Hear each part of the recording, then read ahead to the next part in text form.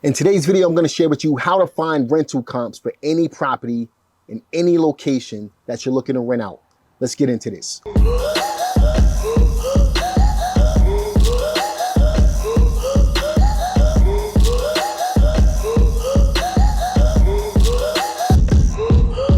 What's up, everybody? It's Jamel Gibbs, your family-oriented entrepreneur. Welcome to another video. In this video, I'm going to share with you how to go about finding rental comps. I'm actually going to share with you 4 different ways to do it so that if you have a house for rent, if you're renting out a creative finance deal, an apartment, or if you're just looking for comps for your wholesale deal in order to be able to justify the price, you'll be able to do that using this information that I'm going to provide for you in this video.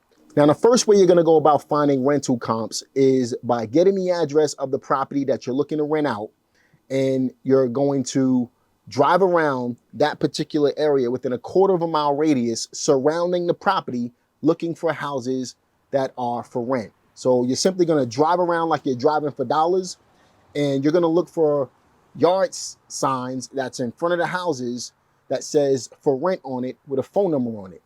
Now, once you collect these phone numbers, what you're going to do is call up the landlords and simply ask them how much are they renting these places for. Once you find out how much those places are renting for, you need to find out how many bedrooms the property has, how many bathrooms the property has. You also need to know what condition the property is in to make sure that it's comparable to what you're looking to do with your property. So, for example, if your property is in great shape and you're looking to get it rented out, you want to look for properties that are in great shape. If your property is in great shape, but the other property that you picked up while you were driving around needs a little bit of work, and they're asking a certain amount for that particular property, you know that you can probably get more for yours. So the object is to simply drive around the local vicinity where the property is located in order to be able to find other properties that are for rent right in your local area to be able to justify how much you can rent your property for. All right, so the second strategy that you can use is by going to realtor.com and getting a generalized idea of what your property can rent for. Go to realtor.com, and once you get to realtor.com, just type in a zip code of where the property is located. So in this case, I'm going to type in 27405. Now, once you click on that search button, what you really want to do is look for properties that are similar to the property that you either own or you're looking to purchase. So let's say, for example, you have a house that looks similar to this property. Maybe your property is in better shape, but this property needs a little bit of work. And you look through the property and you see that you have a 2-bedroom, 2-bath property as well. And your property is not too far from this particular property that we're looking at right here. You can see that this particular property is going for $1,200 a month. Now, what if your property is in better shape?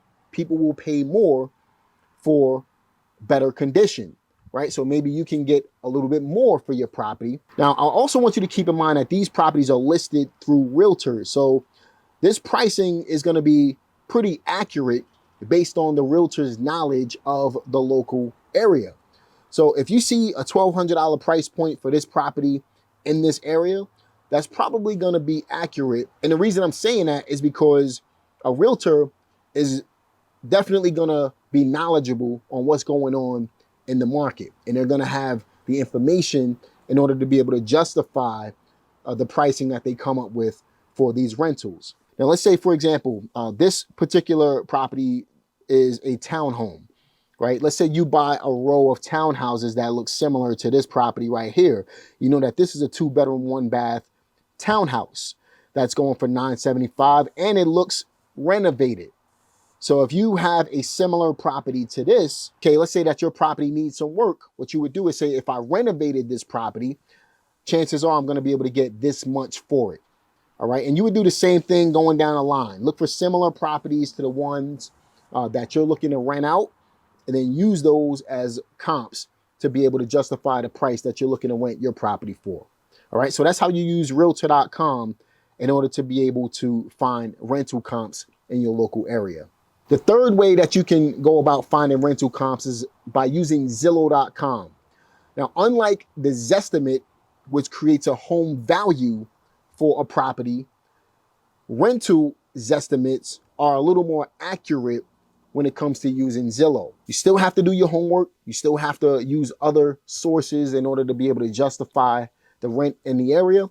But this is just another tool that you can use in order to be able to come up with a solid number. So here's how you use Zillow in order to be able to do that. I'm just going to use an address of a property that I bought through seller financing and I sold through a lease purchase. Now, since then, I've actually sold the property completely off to the tenant buyer. He cashed me out.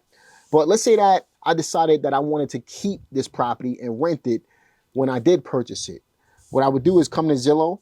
I would go ahead and type in the address of the property. Once I type in the address, you'll see right at the very top, it says rent zestimate.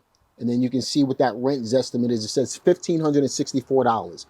Now, I believe that that's a little high for that particular property. But this is a starting point to know whether I'm too high or too low.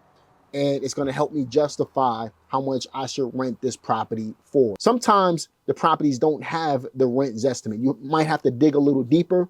It just depends on the area of where the property is located.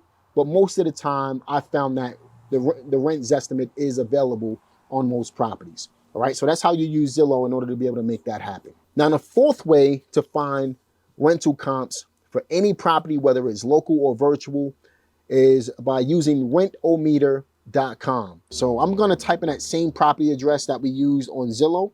It's 4009 Peterson. And I'm just going to leave the rent amount alone. I am going to put in 3 bedrooms and leave the baths alone. I'm going to click on Analyze. And as you can see, look, the average rent amount for the same exact property that we just put in Zillow is $1,238. Zillow was over $300 more. And this is why you have to use multiple sources in order to be able to justify the amount that you should rent a property for. You can see that the median in the area is $1,250. And then the 75th percentile is $1,466, while the 25th percentile is a little over $1,000. So I'm normally going to use the median or the average as my number. You can see that they're relatively close to each other. But in addition to that, you also have a map, and you can see how far the properties that they're using in order to be able to come up with this estimate are from your particular property. All right. But in order for me to come up with a solid number, what I'm going to do, pull up my calculator. On Rentometer, the median is $1,250. On Zillow, it was $1,560. On Realtor.com, we saw properties for $1,200, let's just say. And I'm just using that first property as a random number. Not saying that that one was comparable to this one. And let's just say that we speak to a landlord and the landlord is asking for $1,350. I'm going to add those up, and then I'm going to divide it by the amount of sources that we use. So let's say that we use 4 different sources, and that's going to give me $1,340. So what I would do is start my rent somewhere between $1,300 and $1,350, play the market, and kind of take it from there. But on average, you can see that the median is $1,250. So we're about $100 off. Not too bad. But the only way to really find out what it's going to rent for is to see how much foot traffic you get into the property in order to be able to justify the amount that you're asking. All right, so this works whether you're looking to rent a house, whether you're looking to rent an apartment, whether you're looking for rental comps on creative real estate deals or wholesale deals that you're looking to wholesale as well. What you would do is use the rent in order to be able to justify the price on your wholesale deal to your end buyer.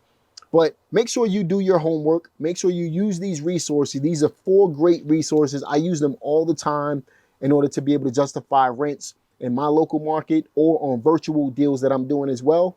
And I think that if you implement this, you'll be fine using this information as well. Obviously, it's not going to be 100% accurate, but it's going to throw you in a ballpark to where you need to be in order to be able to come up with the pricing so that you can have some knowledge on what rents are going for in a particular area. Make sure you like this video, subscribe to this channel, click the notification bell. Also leave a comment in the comment section below. Let me know what other videos you want to see, and I'll be happy to create them for you.